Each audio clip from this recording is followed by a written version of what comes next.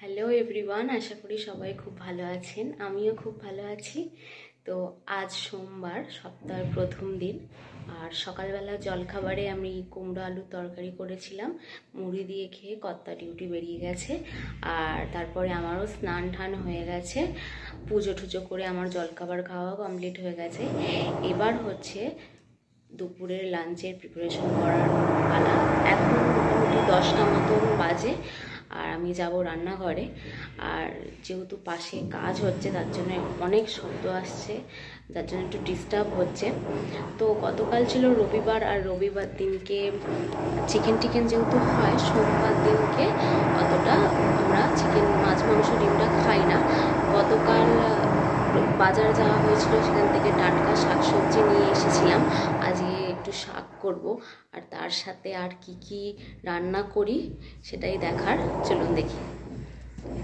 এখন এই মুহূর্তে আমি রান্নাঘরে চলে এসেছি, আর এখানে আমি কিছু সবজি কেটে রেখে গিয়েছিলাম।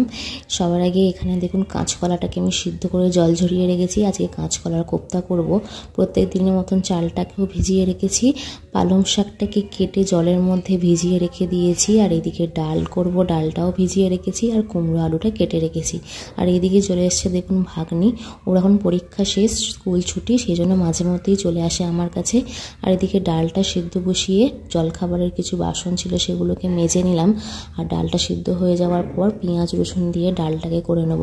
আমাদের ঘরে পেঁয়াজ রসুন দিয়ে ডালটাই বেশি খাওয়া হয়, সেজন্য এটাই বারবার করি। ডালটা হয়ে যাওয়ার পর কড়াইতে দিয়ে দেবো পেঁয়াজ, কাঁচা লঙ্কা, রসুন কুচি। এখন ভেজে নেব শাকটা। এদিকে শাকটা হতে থাক, ওইদিকে কাঁচকলার কোফতাটার জন্য কাঁচকলাটাকে বেসন, নুন, হলুদ আর একটুখানি কালো জিরে দিয়ে মেখে রেখে দিয়েছি। শাকটা এদিকে দেখুন প্রায় হয়েই এসছে। শাকটা ভাজা হয়ে যাওয়ার পর এটাকে আমি তুলে নিয়ে কড়াটাকে ভালো করে পরিষ্কার করে নিয়ে এর মধ্যে আমি আরও কিছুটা তেল দিয়ে দিয়েছি। তেলটা ভালো করে গরম হতে দেব, আর একটা একটা করে কোফতাগুলো এর মধ্যে আমি ছেড়ে দেব। কোফতাগুলোকে লাল লাল করে তুলে নেব। আর কোফতাগুলো ভাজা হয়ে যাওয়ার পর ওই কড়ার মধ্যেও আরও বেশ কিছুটা তেল দিয়ে দেবো পেঁয়াজ কুচি। পেঁয়াজ কুচিটা ভালো করে লাল লাল করে ভাজা হয়ে যাওয়ার পর দিয়ে দেবো টমেটো, আদা রসুন কাঁচা লঙ্কা বাটা, তার মধ্যে হলুদ, জিরে গুঁড়ো, ধনে গুঁড়ো আর স্বাদ মতো নুন দেওয়াই ছিল।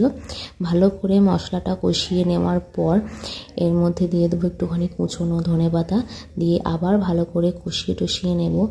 দিয়ে যখন মশলাটা থেকে তেল ছেড়ে আসবে তখন এর মধ্যে দিয়ে দেবো বেশ খানিকটা জল। জলটাকে দিয়ে ভালো করে মিক্স করে নেব।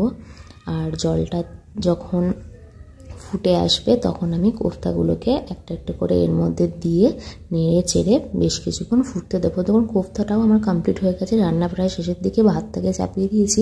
আর অন্যদিকে কর্তার কিছু জামা কাপড় ভিজিয়েছিলাম, সেগুলোকে এখন কাচবো। আর আমি কাচাকুচি করি। আর আপনাদের যদি ভিডিওটা ভালো লেগে থাকে তাহলে অবশ্যই আমাকে কমেন্টে জানাবেন। ততক্ষণ ভালো থাকবেন।